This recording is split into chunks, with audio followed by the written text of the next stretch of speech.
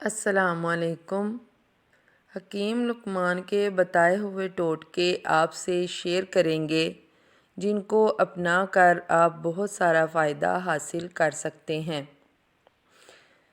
شام کو پیاز نہیں کھانا چاہیے، اس سے بواسیر ہو جاتی ہے۔ کہتے ہیں شام کو پیاز کھانا زہر کھانے کے برابر ہے۔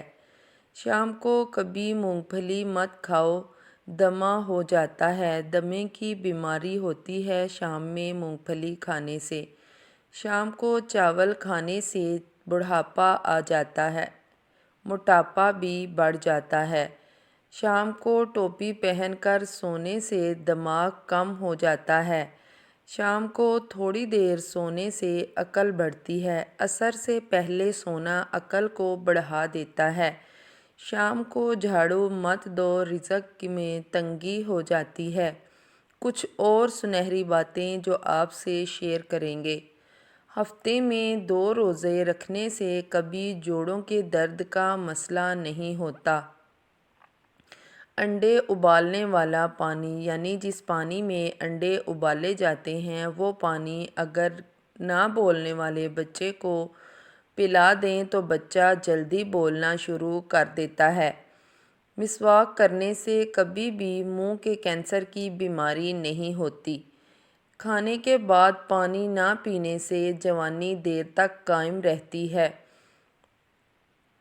رات کو آنکھوں پر تیل لگا کر سونے سے صبح آنکھ جلدی کھل جاتی ہے، آنکھیں چپکتی نہیں ہیں۔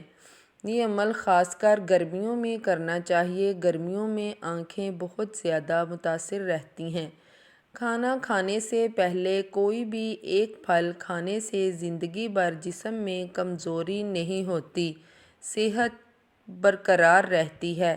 گھر میں چھوٹی شہد کی مکھی پانی پینے آ جائے تو گھر میں برکت آتی ہے۔ جو بندہ ناخن چباتا ہے اس کے رزق میں کمی اور گھر میں نحوست آتی ہے۔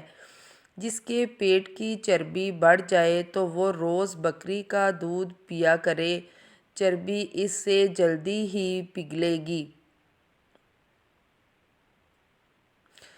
سادہ جوانی کا لطف اٹھانے کے لیے ابکری کے آنر نے یہ طریقہ بتایا ہے۔ بھنے ہوئے چنے تقریباً 1.5 چھٹانک کے ساتھ 5 دانے مغز بادام صبح چبا کر کھانے والا سادہ جوان رہتا ہے۔ کیسے لگے آپ کو آج کے ٹوٹکے؟ کمنٹ باکس میں ضرور بتائیے گا۔